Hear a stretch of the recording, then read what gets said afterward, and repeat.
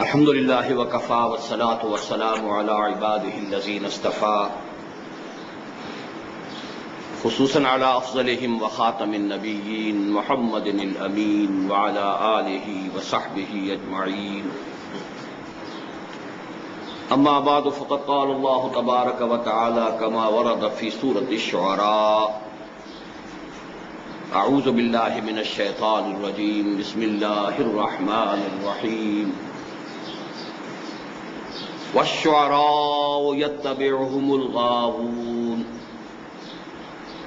ألم تر أنهم في كل واد يهيمون وأنهم يقولون ما لا يفعلون إلا الذين آمنوا وعملوا الصالحات وذكروا الله كثيرا وانتصروا من بعد ما ظلموا فسيعلم الذين ظلموا أي منقلب ينقلبون.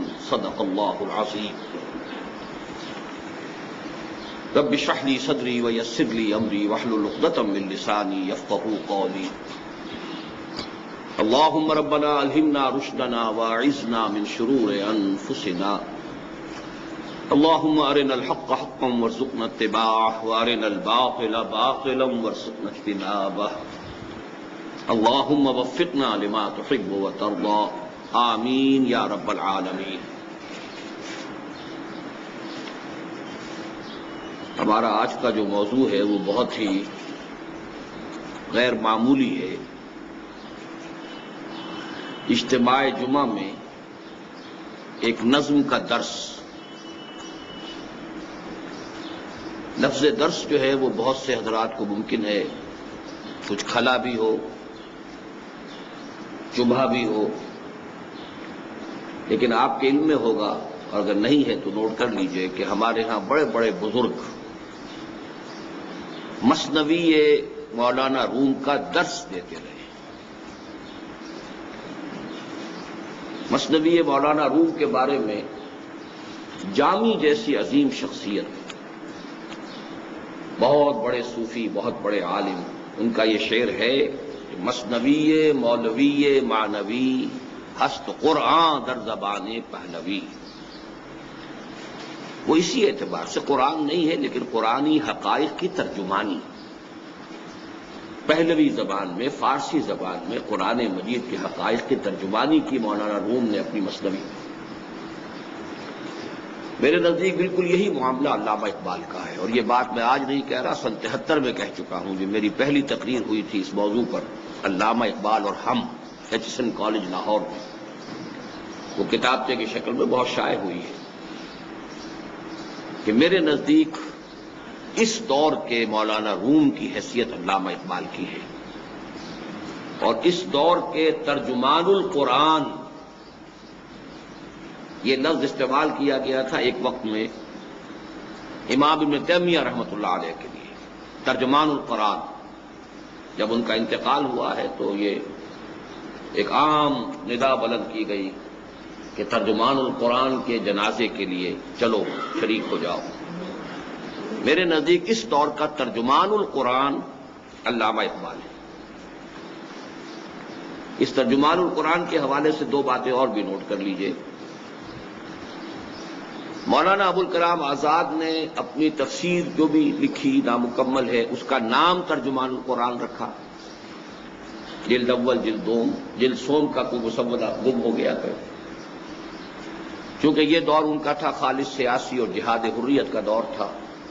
لیکن قرآن مجید سے جو شغف انہیں ہو گیا تھا اس ابتدائی دور میں، تو وہ کم سے کم علمی سطح پر بعد میں بھی باقی رہا.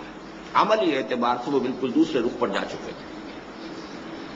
لیکن پھر یہ کہ اس عملی اعتبار سے حزب اللہ کی جگہ جب مولانا مودودی نے جماعت اسلامی کے قیام کا بیڑا اٹھایا ہے تو انہوں نے اپنے رسالے کا نام ترجمان القرآن رکھا.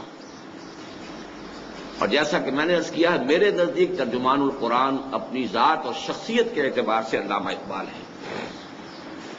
چنانچہ عجیب بات ہے کہ ہمارے ہاں بھی ایک بڑے عظیم شاعر ہوئے ہیں فارسی کے، گرامی جلندری. انہوں نے وہی بات کہ جو مولانا جامی نے کہی تھی مثنوی مولوی معنوی کے بارے میں، تقریباً وہی بات کہی ہے گرامی نے علامہ اقبال کے بارے میں. در دیدہ مانی نگراں حضرت اقبال، پیغمبری کرد و پیمبر نتواں گفت، کہ جو لوگ حقائق دین ہیں، جن کے نگاہوں کے سامنے صرف ظاہر نہیں باطن بھی ہے، جو معانی کی تہ تک پہنچ سکتے ہیں، جو حکمت کی گہرائیوں تک رسائی حاصل کر سکتے ہیں، ان کی نگاہ میں اقبال کا مقام یہ ہے کہ اس نے پیغمبری کی ہے، اگرچہ اسے پیغمبر کہہ نہیں سکتے۔ تو بالکل وہی بات کہ ہست قرآن در زبان پہلوی۔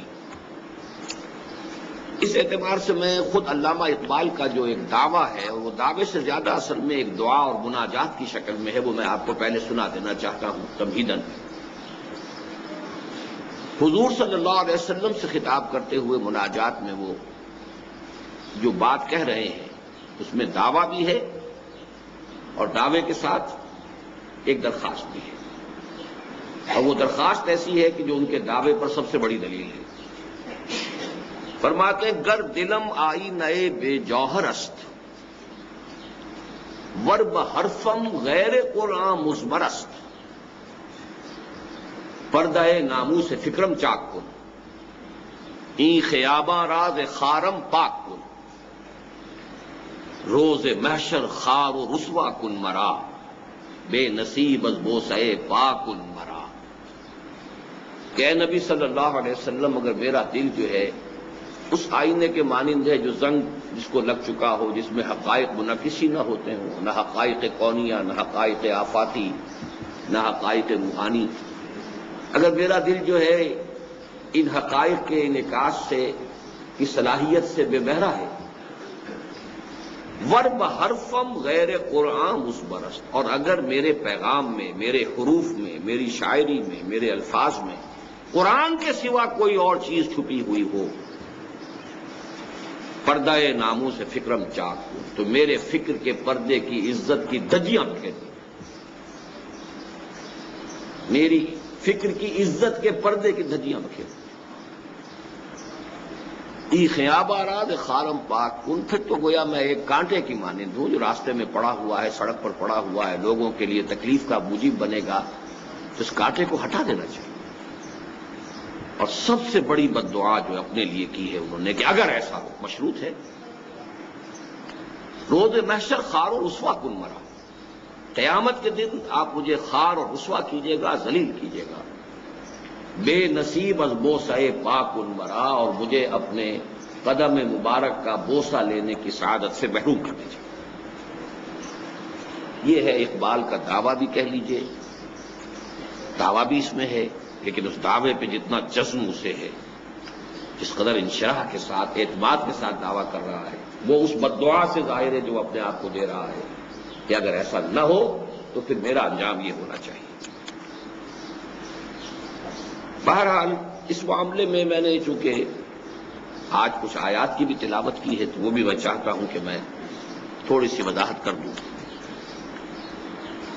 سورہ شعراء چونکہ اسی ان آیات ہی کے حوالے سے پوری سورت کا نام سورہ شعراء ہے، اس میں 3 آیات میں عمومی باتیں کہی گئی ہیں، دی رول، اور چوتھی میں ایکسیپشن بیان کی گئی۔ اب ظاہر بات ہے کہ اگر آپ صرف قاعدے کو پیش نظر رکھیں گے اور استثناء کو نہیں رکھیں گے تو بات غلط ہو جائے گی۔ والعصر ان الانسان لفی خسر، قاعدہ کلیہ یہ ہے کہ زمانہ گواہ ہے، تمام انسان گھاٹے میں ہیں، خسارے میں ہیں، ٹوٹے میں ہیں، برباد ہوں گے۔ اب استثناء الا الذین آمنوا وعملوا الصالحات وتواصوا بالحق وتواصوا بالصبر، اسی پر تو سارا دار و مدار ہمارا ہے، اسی سے تو ساری جو ہے امیدیں وابستہ ہیں، اسی کے لیے ہماری بھاگ دوڑ ہے، تو اس استثناء میں ہماری شمولیت ہو جائے۔ بالکل یہی معاملہ یہاں ہے۔ واقعہ یہ ہے کہ 3 آیات میں اللہ تعالیٰ نے شاعری اور شعراء کے بارے میں بالعموم جو بات کہی ہے وہ پوری کتابوں کے موضوع بن سکتے ہیں۔ وَالشُّعَرَاءُ يَتَّبِعُهُمُ الْغَاوُونَ، شعراء کی پیروی وہی لوگ کرتے ہیں کہ جو حدود سے تجاوز کرنے والے ہیں۔ عام طور پر یہ قاعدہ کلیہ ایسا ہے کہ آپ کو شعراء کے جو پیروکار ملیں گے، ہم نشین ملیں گے، ساتھ بیٹھنے والے ملیں گے، بے عمل لوگ ہوں گے بالکل، اور صرف ایک ذہنی لذت کے اور صرف ایک ذہنی عیاشی کے بالعموم کوئی شے ان کے پاس نظر نہیں آئے. الم تر انہم فی کل وادی یہیمون. دوسری بات، کیا تم نے دیکھا نہیں کہ یہ شاعر لوگ ہر وادی کے اندر گھومتے پھرتے ہیں؟ اس لیے کہ شاعری کا تعلق ہے شعور سے، تخیل سے، انسان کے تصورات سے. تو تخیل اور تصور کی دنیا جو ہے وہ کوئی حدود کی پابند نہیں ہوتی، وہ تو کہیں سے کہیں پہنچ سکتا ہے تخیل. عمل کی زندگی میں آدمی کو قدم قدم چلنا پڑتا ہے. تو واقعہ یہ ہے کہ شاعر اور شاعروں کے متبعین کے ہاں آپ کو یہ نتیجہ نکلے گا کہ ان کے فکر اور ان کے عمل میں گیپ پیدا ہونا شروع ہو جائے گا، اس لیے کہ ان کا شعور پرواز کر رہا ہے. وہ جو اقبال نے خود کہا ہے غالب کے بارے میں، جس کو میں کہتا ہوں کہ اصل میں غالب سے زیادہ خود علامہ اقبال پر وہ بات راست آتی ہے کہ فکر انسان پر تیری ہستی سے یہ روشن ہوا ہے پرے مرغ تخیل کی رسائی تا کو جا. تخیل جو ہے وہ تو کہیں سے کہیں پہنچ سکتا ہے. تو تخیل میں جو انسان بہت بلند پرواز ہوگا، اب بڑا مشکل ہے کہ اسی درجے میں اس کی زمین کے اوپر بھی اس کی چال ڈھال بھی وہی ہو. تو ایک گیپ کا پیدا ہو جانا لازمی ہے ایک قاعدہ کلیہ کے اعتبار سے، اس لیے کہ وہ تو پھر ہر وادی میں جدھر بھی جا رہے ہیں ان کے فکر کی جولانی جو ہے اٹ نوز نو باؤنڈس، کوئی اس کے لیے حدود ہے ہی نہیں. نتیجہ کیا نکلتا ہے؟ وَأَنَّهُمْ يَقُولُونَ مَا لَا يَفْعَلُونَ. اور یہ کہ وہ کہتے ہیں جو کرتے نہیں ہیں. یہی قول و عمل کے اندر جو گیپ ہے، جو فرق ہے، جو خلیج حائل ہو جاتی ہے، یہی در حقیقت شاعری کے مزاج کے اندر گویا کہ فی نفس ہی داخل.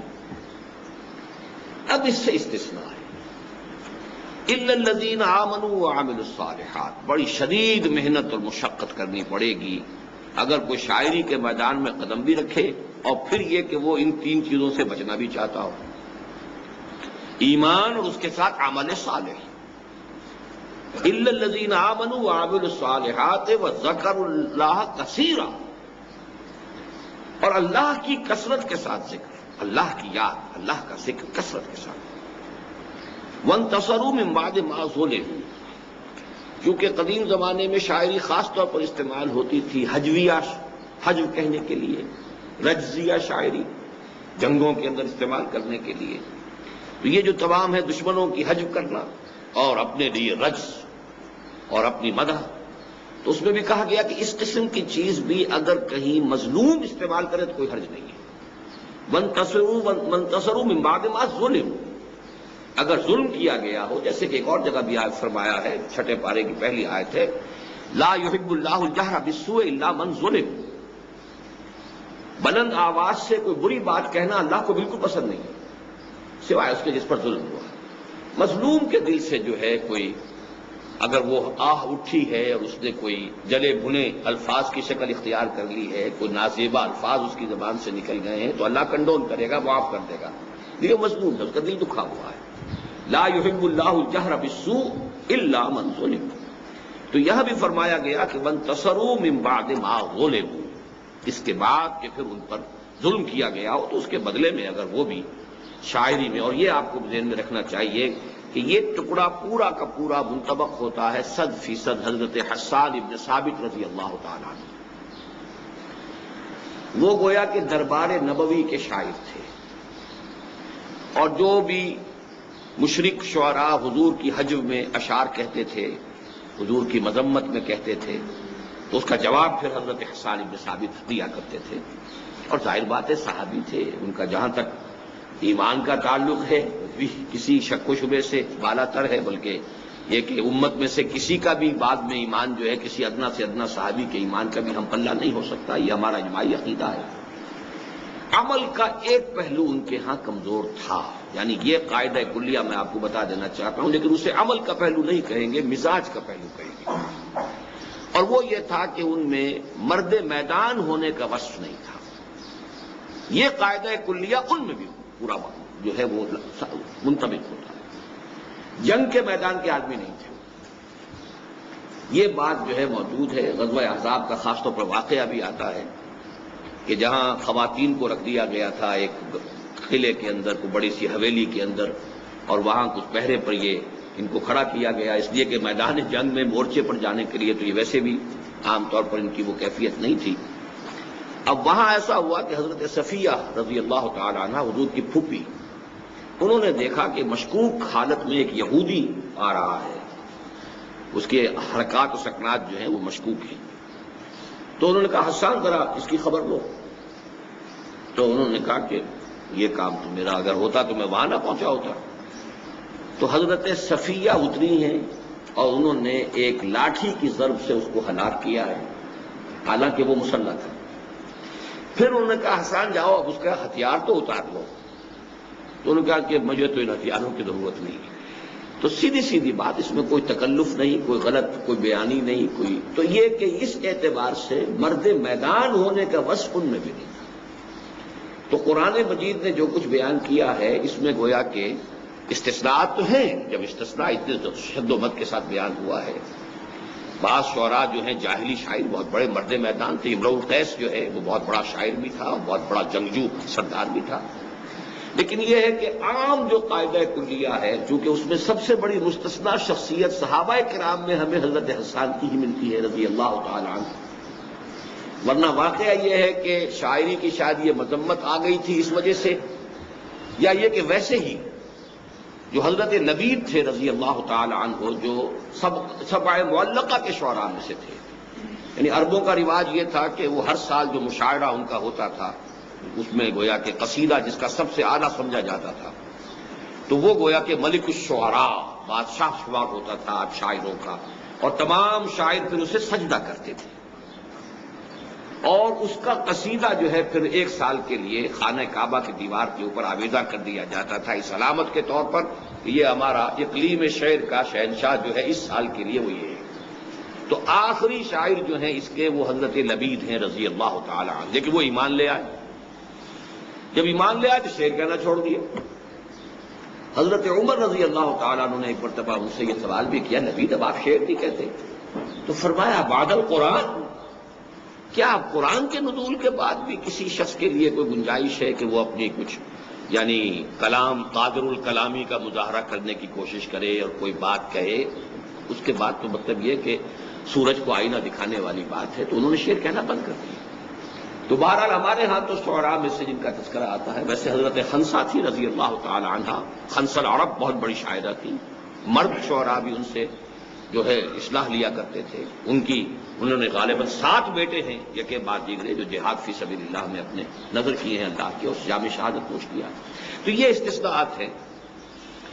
الا الذين امنوا وعملوا الصالحات وذكروا الله كثيرا وانتصروا من بعد ما ظلموا وسيعلم الذين ظلموا اي منقلب ينقلبون۔ اب اس میں اشارہ ہو رہا ہے کہ یہ جو کشاکش ہو رہی ہے مکے میں، ان قریب دیکھ لیں گے یہ ظالم لوگ کہ وہ کس کروٹ یہ اونٹ بیٹھے گا، یعنی اسلام کا غلبہ ہوگا، چاہے کتنی مخالفت کر لیں، کتنی حجب کر لیں محمد الرسول اللہ صلی اللہ علیہ وسلم۔ اس کے ساتھ ہی یہ کہ سورہ یاسین کی یہ آیت بھی چونکہ بہت اکثر جو ہے وہ حضرات کو شاید یاد ہی ہو کہ وما علمناہ الشعر وما ينبغی لہ، حضور کے شایان نشان کہا گیا، شعر کے گوئی نہیں ہے، ہم نے انہیں شعر نہیں سکھایا اور نہ ہی وہ ان کے شایان شان ہے۔ اس اعتبار سے بھی شعر گوئی گویا کہ کوئی بہت اعلیٰ اشیاء میں سے، اعلیٰ دلچسپیوں میں سے ادرو قرآن شمار نہیں ہوتی۔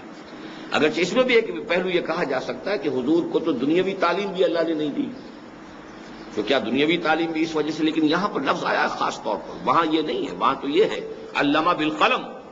لیکن حضور کا معاملہ ہے کہ ایک معجزے کی شکل میں چونکہ آپ کے پوری شخصیت کو رکھنا تھا کہ تمہارے دنیاوی اعتبارات سے کوئی انہوں نے کبھی تعلیم حاصل نہیں کی ہے، لیکن ان کے علم کا، حکمت کا، ان کے فہم کا، ان کی فصاحت کا، ان کی بلاغت کا اس کا تو اندازہ کر لو۔ تو یہ خود اپنی جگہ پہنچ رہا ہے۔ تو اسی طریقے سے معاملہ یہاں اس کے برعکس ہے، وما ينبغی لہ، شعر گوئی جو ہے آپ کے مناسب نہیں ہے۔ آپ کو اچھے شعر پسند ہوتے تھے، آپ پڑھتے بھی تھے، کوٹ بھی کرتے تھے، آپ کا یہ بھی ہے ان من الشعر لحکمۃ وان من البیان لسحرا، یہ بھی آپ کا قول مبارک ہے۔ بہت سے اشعار میں بڑی حکمت ہوتی ہے اور بہت سی تقریریں جادو کا اثر رکھتی ہیں، یہ بھی آپ کا فرمان ہے۔ لیکن یہ ہے کہ خود آپ کو اللہ نے طبیعت کی مناسبت بھی عطا نہیں فرمائی تھی، چنانچہ آپ اگر شعر پڑھتے بھی تھے تو آپ نے بہت سے لوگوں کو دیکھا ہوگا کہ شعر یاد انہیں بہت ہیں، کوٹ کرتے ہیں، لیکن کہیں نہ کہیں سکتا کر جاتے ہیں، نہ وزن ٹھیک رہتا ہے، غلط پڑھتے ہیں۔ خود حضور کا معاملہ بھی یہ تھا۔ ایک موقع پر بلکہ بڑا دلچسپ واقعہ ہوا کہ حضرت ابوبکر رضی اللہ تعالیٰ عنہ بھی موجود تھے، حضور نے کوئی شعر پڑھا اور وہ غلط پڑھا، مطلب یہ کہ اس کا وزن غلط ہو گیا یا کچھ اور سکتا ہو گیا، تو حضرت ابوبکر رضی اللہ تعالیٰ عنہ مسکرائے اور انہوں نے عرض کیا انی اشہد انک لرسول اللہ، میں گواہی دیتا ہوں آپ اللہ کے رسول ہیں، یعنی جو قرآن نے کہا ہے کہ وما ینبغی لہ، یہ شعر جو ہے یہ آپ کے شایان شان ہی نہیں ہے، تو شعر کو صحیح پڑھنے کی بھی اللہ تعالیٰ نے آپ کو وہ جو ہے مناسبت طبع عطا نہیں فرمائی، تو انی اشہد انک رسول اللہ، میں گواہی دیتا ہوں۔ بہرحال اس اعتبار سے جہاں تک علامہ اقبال کا معاملہ آپ نوٹ کر لیجئے، کل کا میرا اگر اشتہار آپ کی نگاہ سے گزرا ہے تو 3 چیزیں اس میں قابل غور ہیں۔ پہلی چیز یہ ہے کہ میں نے انہیں اسلامی فکر کا مجدد قرار دیا ہے، مجدد فکر اسلام، بہت بڑا لفظ ہے جو میں نے استعمال کیا ہے، اور میں اگرچہ جو بھی 14ویں صدی ہجری کے مجددین کا جب شمار کیا کرتا ہوں تو میں ذرا مختلف ناموں سے کچھ نام لیا کرتا ہوں، مجدد اعظم شیخ الہند ہیں، لیکن یہ کہ اس میں جو کام کیا علامہ اقبال نے، مولانا مودودی نے، اسی طریقے سے مولانا الیاس صاحب نے مختلف پہلوؤں سے دین کے مختلف شعبوں کی تجدید کی ہے، تو جہاں تک فکر اسلامی کا تعلق ہے اور خاص طور پر اسلام کا انقلابی فکر، اس کا مجدد قطعی طور پر، یقینی طور پر، حتمی طور پر علامہ اقبال، چنانچہ ان کی کتاب reconstruction of religious thought in Islam, reconstruction, تجدید، تعمیر نو، تشکیل جدید، اسلام کے فکر کی، اسلام کے مذہبی فکر کی تشکیل نو، لیکن میں یہ سمجھتا ہوں کہ اس کتاب سے کہیں زیادہ در حقیقت ان کا جو فکر انقلابی ہے وہ ان کے اشعار میں ہے، فارسی میں زیادہ ہے، اردو میں بھی بہت ہے، لیکن یہ کہ ان کا انقلابی فکر جو ہے، اور یہ نوٹ کر لیجئے کہ ایران میں تسلیم کیا گیا ہے۔ ایران کا انقلاب اگرچہ وہ اس معنی کا انقلاب نہیں ہے کہ کسی انقلابی جماعت نے انقلابی جدوجہد کے مراحل طے کر کے انقلاب برپا کیا، لیکن یہ کہ اگر کوئی فکری کام تھوڑا بہت بھی اس کی بنیاد میں تھا تو وہ ڈاکٹر علی شریعتی تھے، اور ڈاکٹر علی شریعتی نے صاف طور پر یہ کہا ہے کہ ہمارا یہ سارا فکر اقبال سے ماخوذ ہے، ماں و اقبال، ہم اور اقبال، یہ ان کی کتاب، مجھے تو معلوم نہیں تھا جب میں نے اپنی تقریر کی سن 73 میں اور پھر اس کو شائع کیا، علامہ اقبال اور ہم، یعنی بعین ہی وہی فارسی ترکیب میں ماں و اقبال کے نام سے ان کی کتاب ہے تقریب، اور جو فکر کوئی بھی تھوڑا بہت ایلیمنٹ جو انقلاب ایران کے بنیاد میں اگر کوئی فکری مواد ہے تو وہ علامہ اقبال کا ہے، اور میں اپنی ایک پوری کتاب جو ہے اس موضوع کے اوپر لکھ چکا ہوں، بر عظیم پاک و ہند میں اسلام کے انقلابی فکر کی تجدید و تعمیل، اور تفصیل سے میں نے واضح کر دیا ہے کہ وہ جو انقلابی فکر تھا جو دور خلافت راشدہ کے بعد رفتہ رفتہ رفتہ رفتہ بیک گراؤنڈ میں فیڈ اوے کر گیا، ملوکیت کا دور آ گیا، اسلام ایک مذہب بنتا چلا گیا، جزوی حقیقت بنتا چلا گیا، اس کو فکری سطح پر دوبارہ زندہ کرنے والا شخص اقبال ہے، اگرچہ اس کی تعمیل، اقبال مرد میدان نہیں تھے، اقبال مین آف ایکشن نہیں تھے، بلکہ عمل کا پلڑا ان کا بہت کم، بہت ہلکا تھا، یہ میں ابھی واضح کر دوں گا، اس لیے کہ بہت سے اقبالیے میرے دشمن ہیں، جان کے دشمن ہیں، اور ادھر ادھر اس کو شائع کرتے رہتے ہیں گویا کہ میں نے کوئی گناہ کبیرہ کر دیا ہے، لیکن یہ کہ جو حقیقت ہے اس کو مانیے۔ ایک طرف میں ان کو مجدد فکر اسلامی، بالخصوص اسلامی انقلابی فکر کا مجدد، قطعی طور پر، یقینی طور پر، حتمی طور پر اقبال، ابوالکلام آزاد نے ان سے خوشہ چینی کر کے تعمیل کی کوشش کی ہے، مولانا مودودی نے ان سے خوشہ چینی کر کے اس کی وضاحت کی ہے، شرح کی ہے، اسے عام فہم بنایا ہے، بڑے پیمانے پر پھیلایا ہے، لیکن اصل میں فکر جو ہے وہ علامہ اقبال کا ہے۔ مجدد، فکر اسلامی کے مجدد اور اسلام کی نشأت ثانیہ کا نقیب اعظم، یعنی یہ خبر دینے والا پہلی مرتبہ کہ اسلام کا دوبارہ احیاء ہوگا اور اسلام کا غلبہ ہوگا اور یہ شاخ ہاشمی کرنے کو ہے پھر برگ و بر پیدا، جس جزم کے ساتھ، جس یقین کے ساتھ، جس وثوق کے ساتھ اقبال نے کہا، اس سے پہلے کہیں سراغ ملتا ہی نہیں۔ مایوسی کے گھٹا ٹوپ اندھیرے تھے۔ مولانا حالی نے مسدس لکھی تھی، اسلام کا گر کر نہ ابھرنا دیکھے، پستی کا کوئی حد سے گزر نہ دیکھے، مانے نہ کبھی مد ہے ہر جزر کے بعد، دریا کا ہمارے جو اترنا دیکھے۔ معلوم ہوتا ہے کہ قانون فطرت ہی بدل گیا ہے، ہر جزر کے بعد مد آیا کرتا ہے، ہمارا تو جزر ہی جزر ہے، نیچے ہی نیچے جا رہا ہے، مد کا کوئی سوال ہی نہیں آ رہا۔ اور حالی میں اور اقبال میں کتنا فصل ہے۔ اس حوالے سے اقبال نے آ کر کہا نہیں، سنا ہے یہ قدسیوں سے میں نے، نکل کے صحرا سے جس نے روما کی سلطنت کو الٹ دیا تھا، سنا ہے یہ قدسیوں سے میں نے، فرشتوں نے میرے کان میں سرگوشی کی ہے، تو وہ شعر پھر ہوشیار ہو، اور کتاب ملت بیضا کی پھر شیرازہ بندی ہے، یہ شاخ ہاشمی کرنے کو ہے پھر برگوبر پیدا۔ یہ ساری باتیں جو ہیں جس طریقے سے آسماں ہوگا سحر کے نور سے آئینہ پوش، اور ظلمت رات کی سیما پا ہو جائے گی، یہ سب کچھ ہو کر رہے گا۔ محو حیرت ہوں کہ دنیا کیا سے کیا ہو جائے گی، اور اے آب روان کبیر تیرے کنارے کوئی دیکھ رہا ہے کسی اور زمانے کے خواب۔ تو اسلام کی نشت ثانیہ، غلبہ دین حق جو ہے، اس کا نقیب اعظم، اس کا ڈھنڈورا پیٹنے والا، اس کے لیے نوجوان نسل کے دلوں میں امید کے چراغ روشن کرنے والا، جس میں سب سے پہلے میں اپنا نام جو ہے تجویز کرتا ہوں کہ میں خود میرے دل کے اندر جو بھی امید کا چراغ روشن ہوا ہے وہ 5ویں جماعت کے طالب علم کی حیثیت سے ہوا ہے، علامہ اقبال کی اسی شاعری کے ذریعے سے۔ وہ زمانے میں معزز تھے مسلمان ہو کر، اور تم خار ہوئے تاریخ قرآن ہو کر، یہ چپکا ہوا ہے ذہن میں میرے شعر۔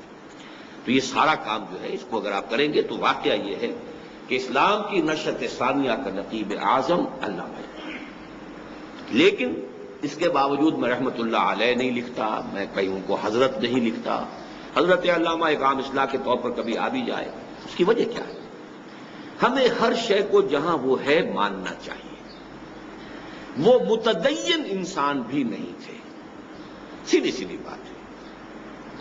عشق رسول دل میں جتنا تھا، محبت جتنی تھی، وہ اپنی جگہ ہے، لیکن اتباع رسول، نماز 5 وقت، نماز 5 گانا، مسجد میں ادائیگی، شاعر دینی، ظاہر بات ہے کہ اس میں نہ صرف یہ کہ وہ مرد میدان نہیں تھے کہ انہوں نے انقلابی فکر دیا، انقلابی تحریک کوئی نہیں اٹھائی، انہوں نے مسلمانوں کی بہبود کے لیے قومی سطح پر کام کیا، مسلم لیگ کے ایک ادنا کارکن کی حیثیت سے، جسے میں بہت بڑا ایثار، بڑی قربانی سمجھتا ہوں۔ ایک انٹلیکچوئل جائنٹ ایک شخص ہے اقبال، انٹلیکچوئل ہونے کے اعتبار سے قائد اعظم کی کوئی حیثیت علامہ اقبال کے مقابلے میں نہیں۔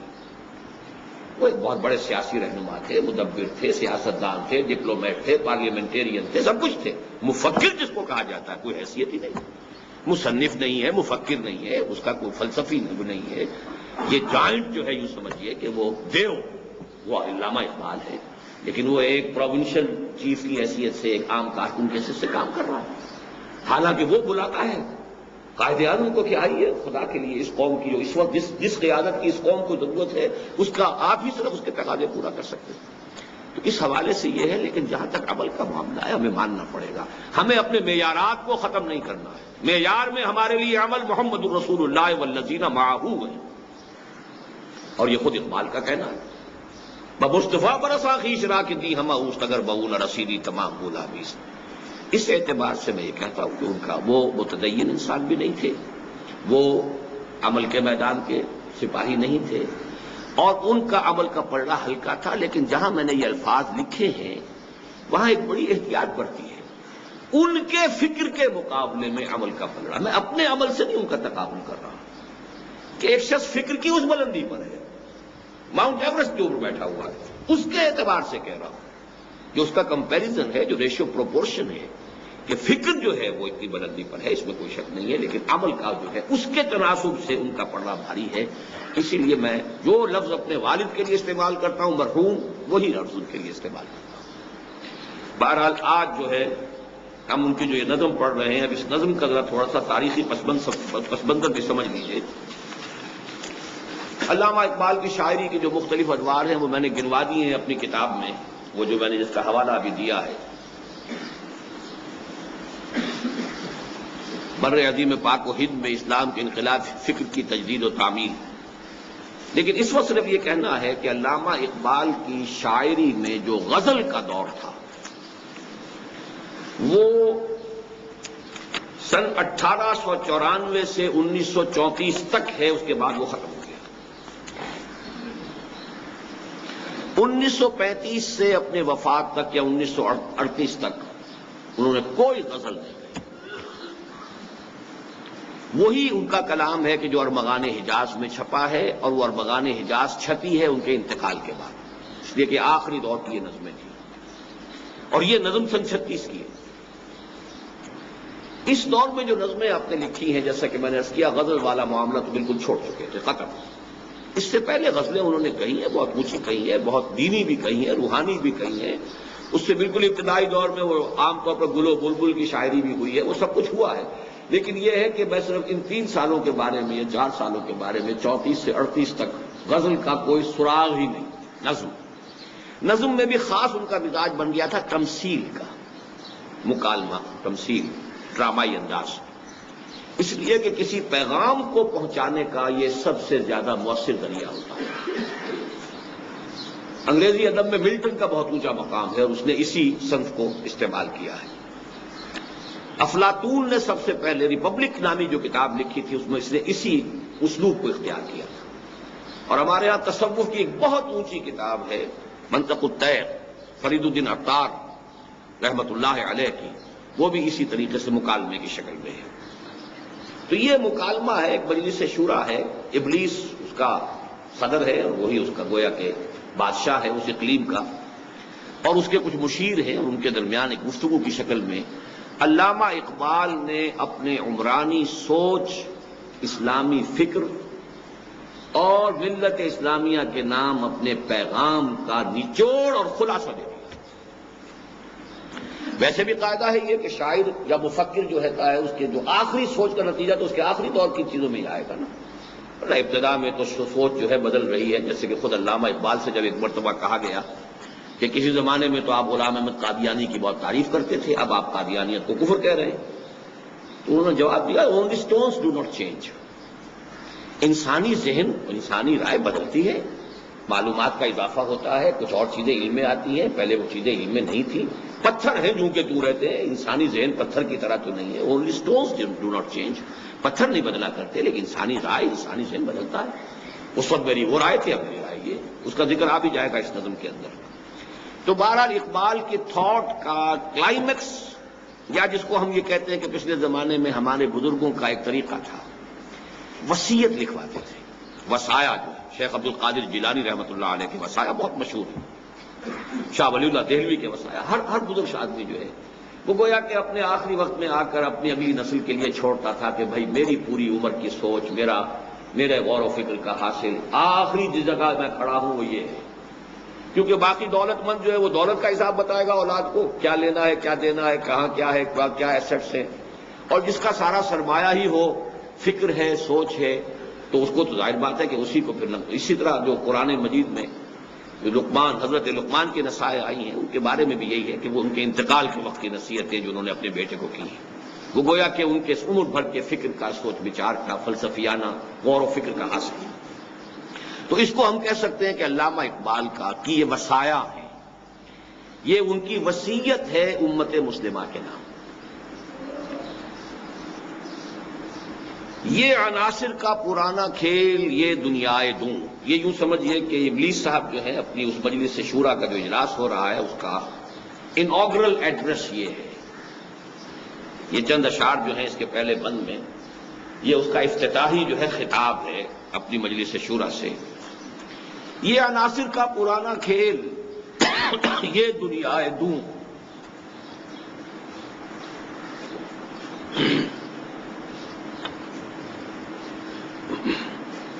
اس لفظ میں ایک پورا جو فلسفہ اور ایک نقطۂ نظر رہا ہے دنیا میں فلسفے کے میدان میں، اس کی ترجمانی ہو گئی ہے، اور وہ یہ ہے میٹیریلزم۔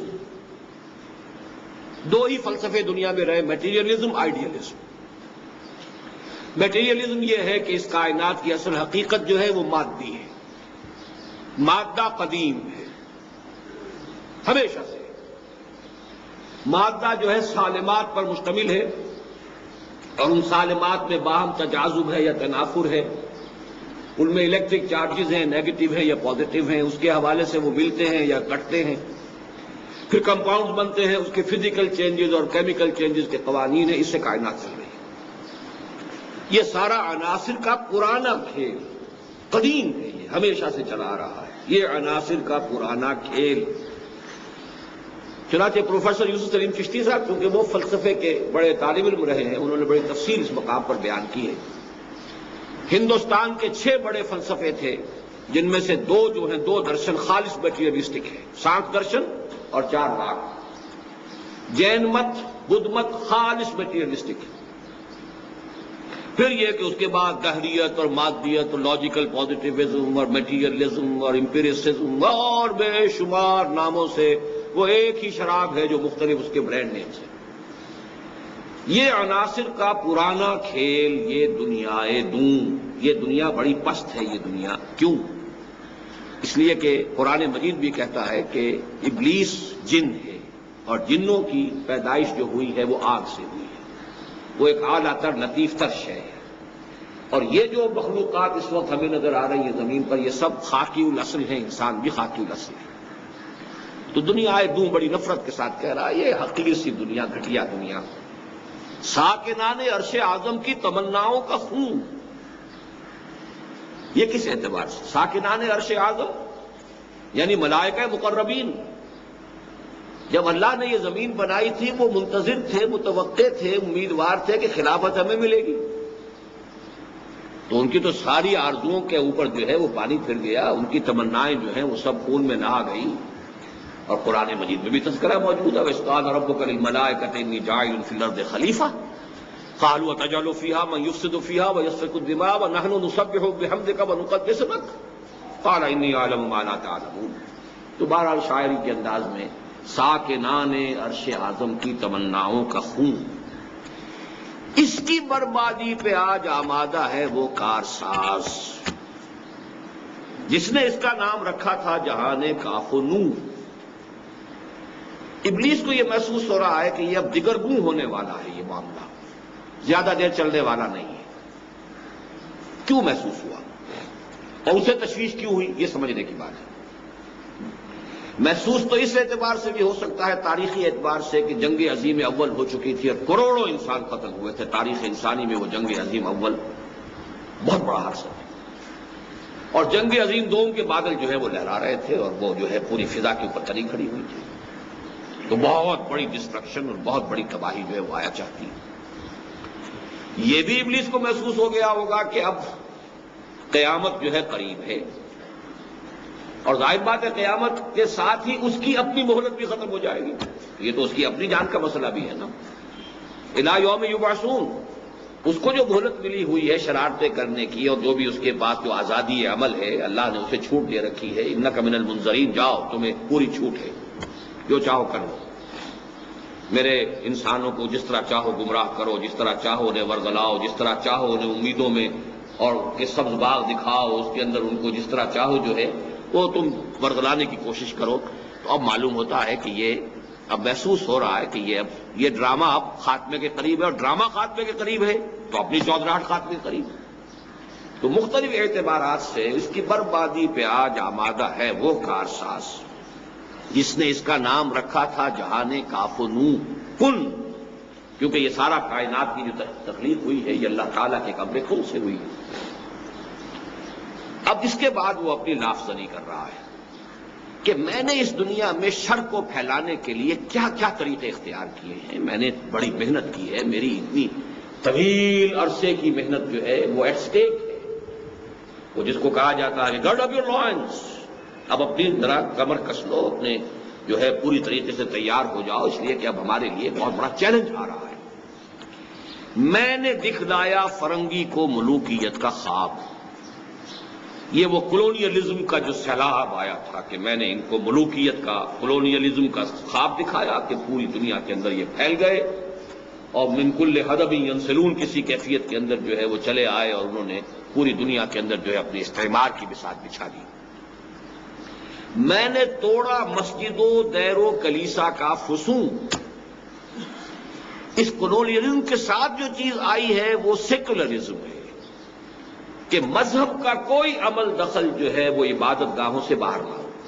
وہ جو میں کئی تقریروں میں بیان کر چکا ہوں کہ خدا کو گویا کہ پابند کر دیا گیا، محصور کر دیا گیا، قید کر دیا گیا، اسیر کر دیا گیا عبادت گاہوں. وہ خدا کا جو بھی تصور ہو، اللہ ہے تو رہے مسجد میں، اور کوئی رام ہے یا پرماتما ہے، کوئی اور ہے تو رہے مندر میں، کوئی دیوتا ہے تو وہاں رہے، اور کوئی اور ہے تو کہیں رہے. لیکن یہ کہ اس سے باہر نہ مارکیٹ اور منڈی سے کوئی سروکار، نہ پارلیمنٹ اور عدالت سے کوئی سروکار، نہ انتظامیہ سے کوئی سروکار. تو میں نے توڑا مسجدوں، دیر و کلیسا کا خصوم، اس کا جو ہولڈ تھا. میں نے ناداروں کو سکھلایا سبق تقدیر کا. نادار، کاشتکار، تقدیر، تنبے تقدیر. جاگیردار جو چاہے کر جائے، بچیوں کی عصمت دری کر جائے، بیویوں کو اٹھوا لے، جو چاہے کروا لے، جانور کھلوا لے، کیا کرے، تقدیر ہے. ہماری تقدیر یہ گویا کہ نرم چارہ بنا دیا نوع انسانی کو ظالموں کے لیے اس تقدیر کے غلط تصور سے. میں نے ناداروں کو سکھلایا سبق تقدیر کا، اور میں نے منعم کو یا منعم کو دیا سرمایہ داری کا جنون. یہ منعم انعام سے بنے گا، اس میں فاعل نعمت دینے والا. یعنی فرض کیجئے کوئی شخص پہلے خیرات کر رہا تھا، صدقہ کر رہا تھا، لوگوں میں بانٹ رہا تھا دولت، تو میں نے اس کو یہ سبق پڑھایا، یہ پٹی پڑھائی، دولت رکھو اپنے پاس، سنبھال کر رکھو، پاگل ہو گئے ہو، دماغ خراب ہو گیا ہے، جمع کرو اس کو. اور منعم بھی ہم اس کو کہہ سکتے ہیں جس کو اللہ نے نعمت دی ہو، وہ اس میں مفعول ہو جائے گا کہ میں نے، اللہ نے جس چیز کو بھی کوئی نعمتیں دی تھی، دولت دی تھی، تو میں نے اس کو سرمایہ داری کا جنون جو ہے میں نے اس کو اس کے اوپر مسلط کر دیا کہ اس کو سید کر رکھے.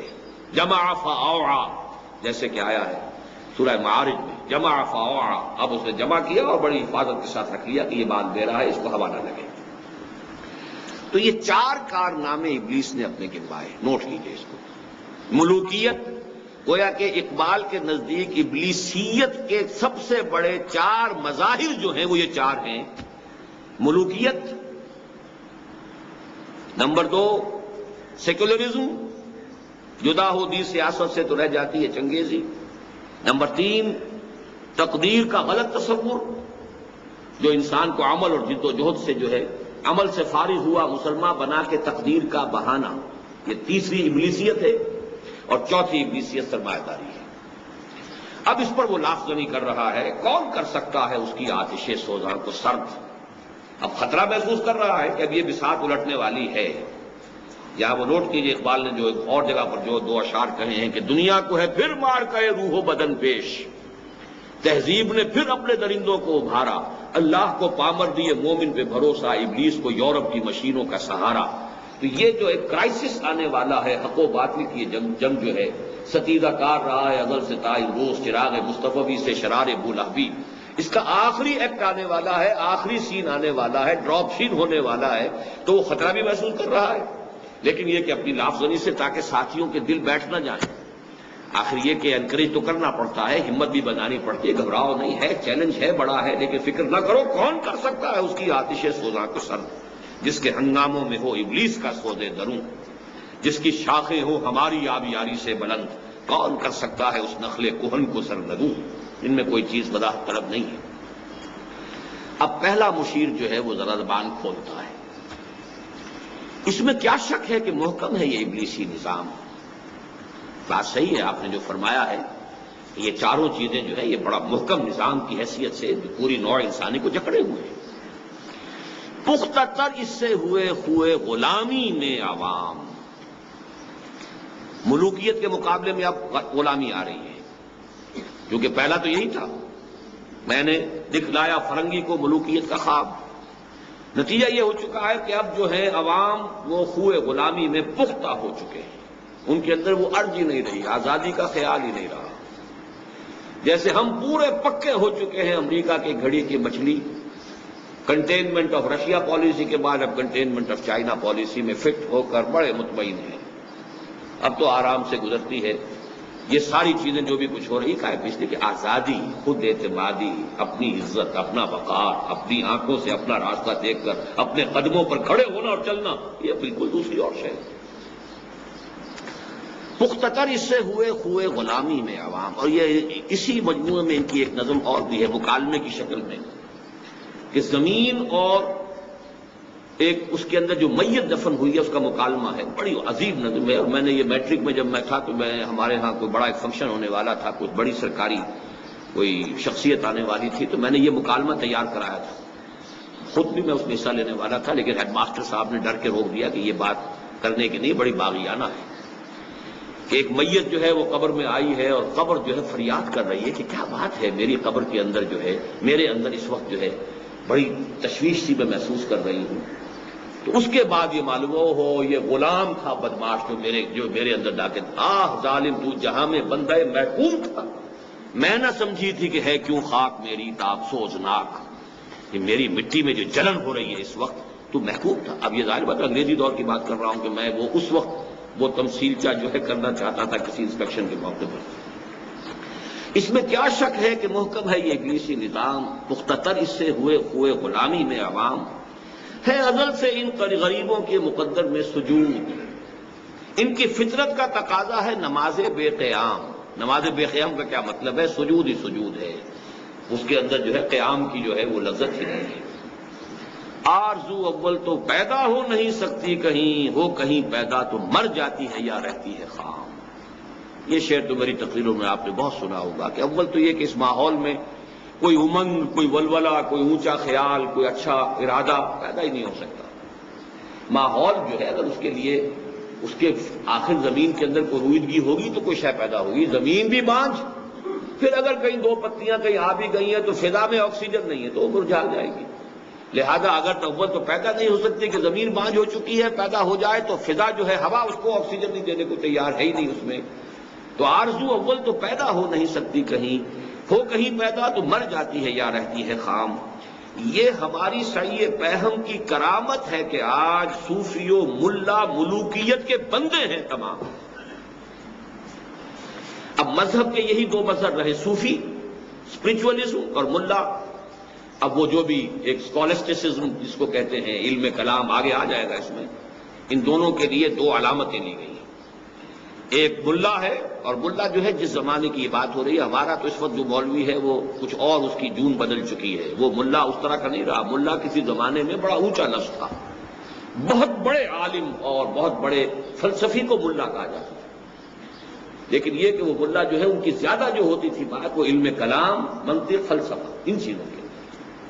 تو ملا اور یہ کہ صوفی, وہ بہرحال یہ کہ ان کے مختلف مشرب ہیں. تو اب یہ دونوں ہی ٹاپ کے منصب تھے گویا کہ مذہبی اعتبار سے. اسی لیے ایک اور جگہ کہا ہے اٹھا میں مدرسہ و خانقاہ سے نمناک. میں تو دونوں دیکھ آیا, مدرسے بھی میں نے دیکھ لیے, خانقاہیں بھی دیکھ لی.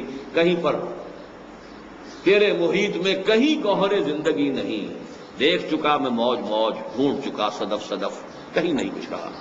تو صوفی و ملا ملوکیت کے بندے ہیں تمام. تب مشرق کے لیے موضوع یہی افیون تھی, ورنہ قوالی سے کچھ کم تر نہیں علم الکلام. اب یہ بہت گہرا شعر ہے.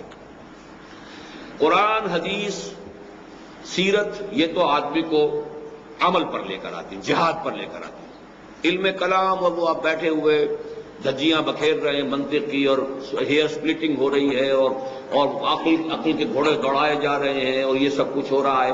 تو اس کا اثر جو ہوتا ہے قواعد عملی سرد ہو جاتے ہیں. دماغ چلتا ہے بالکل مشین کی طرح, کمپیوٹر کی طرح, عمل جو ہے وہ نہیں. اسی طرح قوالی ہے, جھوم جاؤ, جھومتے رہو. اب صوفیوں کے حلقے میں قوالی اور علماء کے حلقے میں علم کلام, یہ دو چیزیں گویا کہ دو حلقے جو ہو سکتے تھے مسلمانوں کے رہنما حلقے دینی اعتبار سے, ان دونوں کو گویا کہ ان دونوں سمبلز کے حوالے سے بیان کیا گیا کہ اگرچہ علم کلام کی تاثیر بھی وہی تھی کہ جو عمل سے انسان کو بیگانہ کر دے, لیکن قوالی جو ہے مشرق کے اعتبار سے یہ زیادہ مناسب تھی, کیونکہ یہاں پہ ہندوؤں کا معاملہ تھا اور یہاں پر گانے کا, ناچ رنگ کا, ان کے کلچر کا حصہ تھا. تو ہم نے یہاں پہ علم کلام کی بجائے قوالی استعمال کروا دی ہے تاکہ اب یہ اسی رنگ میں رہے اور سرور میں جو ہے وہ اپنے وہ, جیسے کہ ایک اور جگہ پر کہا ہے علامہ اقبال نے کہ صوفی پشمینہ پوش حال مست, از شراب نغمہ قوال مست, آتش از شیر عراقی در دلش در نمی سادن و قرآن محفلش. یہ صوفی جو ہے جس نے اوپر سے کوئی پہنی ہوئی ہے اونی قبا بھی پہنی ہوئی ہے اور قوال کی آواز کے اوپر تو وہ حال اسے آ گیا ہے، اور شعر کسی عراقی کا سنا ہے کسی اور کا سنا ہے تو اس کے اوپر وہ حال کھیل رہا ہے، قرآن سے اسے سروکاری تھی۔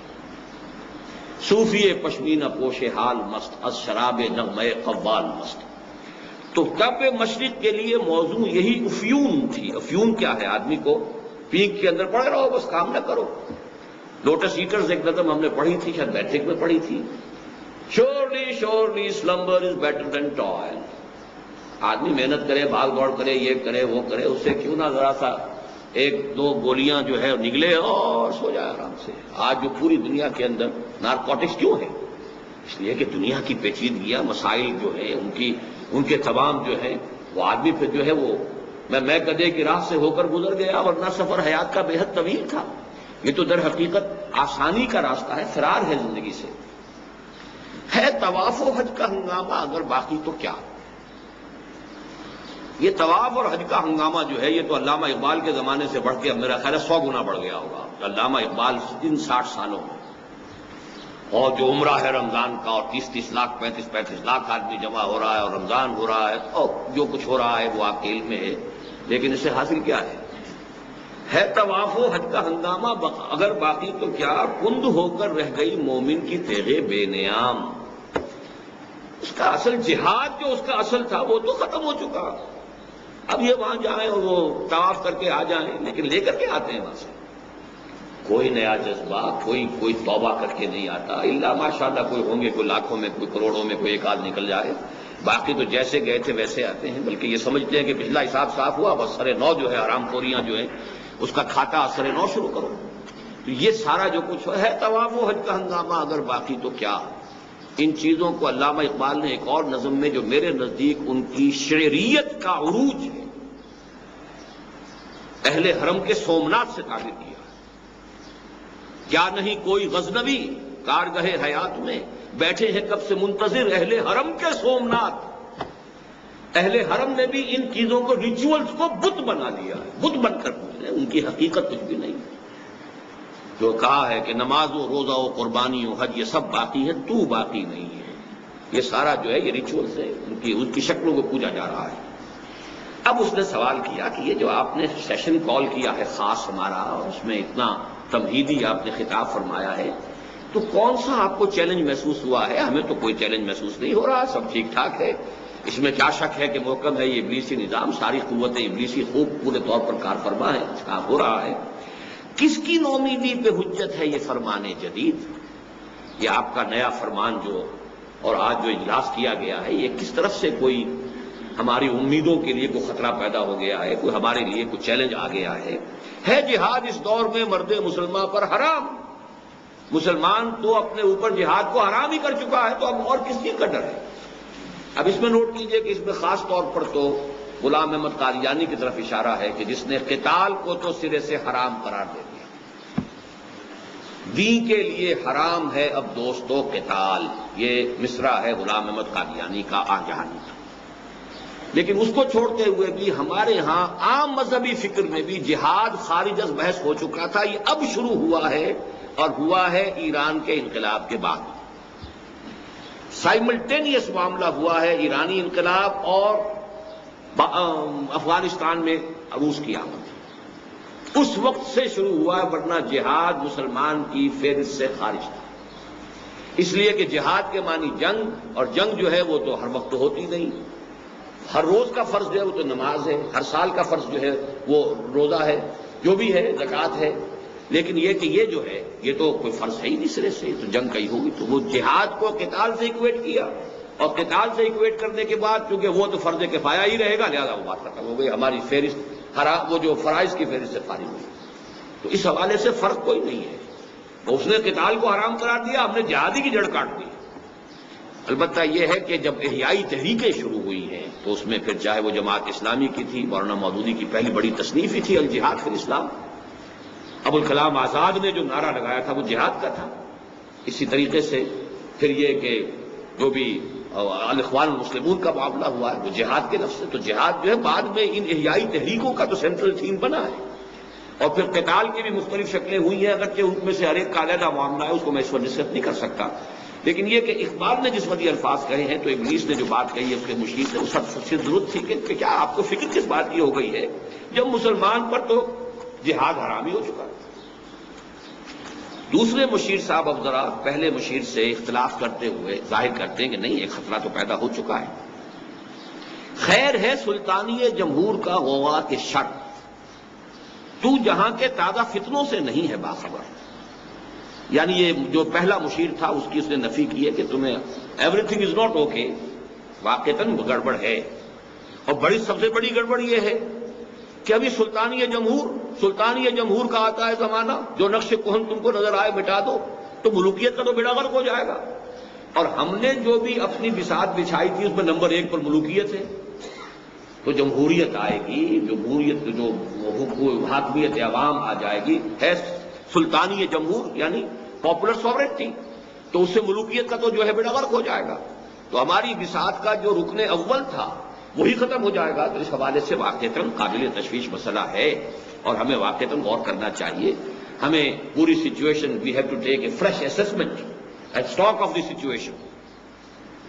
پہلا مشیر کہتا ہے کہ نہیں، میں جانتا ہوں جمہوریت میں کوئی خطرہ نہیں ہوں، یعنی یہ کہ اس نے تو کہا تھا تو جہاں کے تازہ فتنوں سے نہیں ہے باخبر، اس نے کہا نہیں میں ہوں باخبر ہوں، مگر میری جہاں بینی بتاتی ہے مجھے جو ملوکیت کا ایک پردہ ہو کیا اس سے خطر۔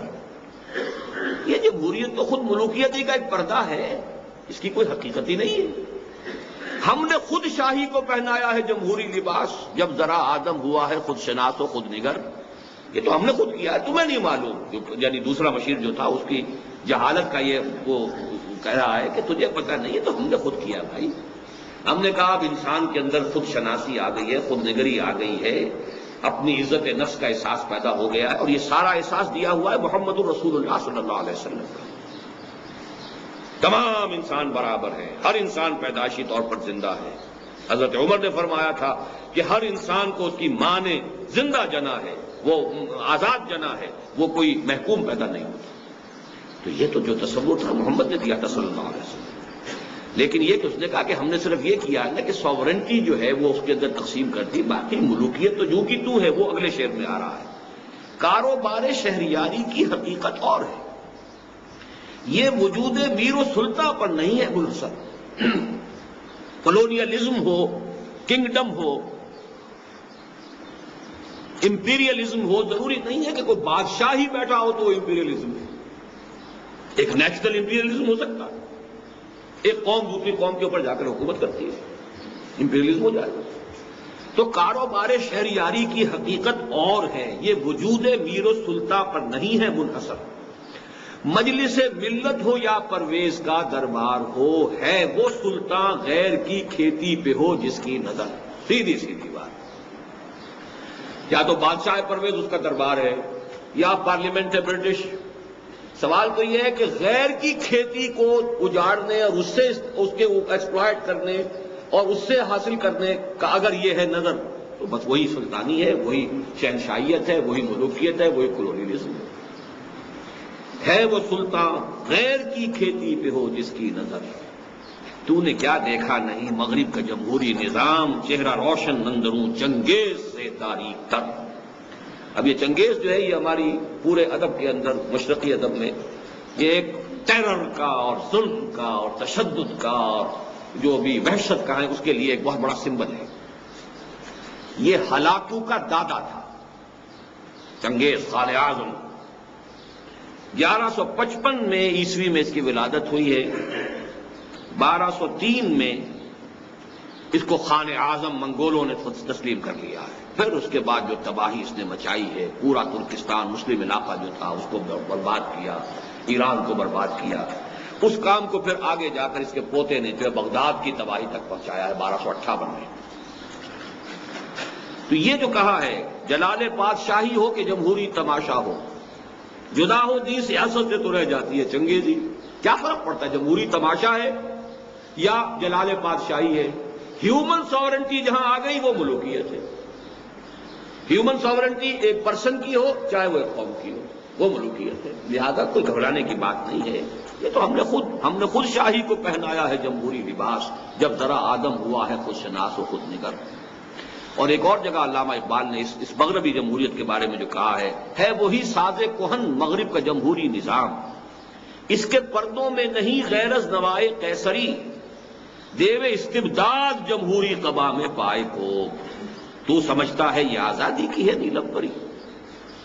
اب تیسرا مشیر کہتا ہے روح سلطانی اگر رہے باقی، اگر روح سلطانی رہے باقی تو پھر کیا اضطراب؟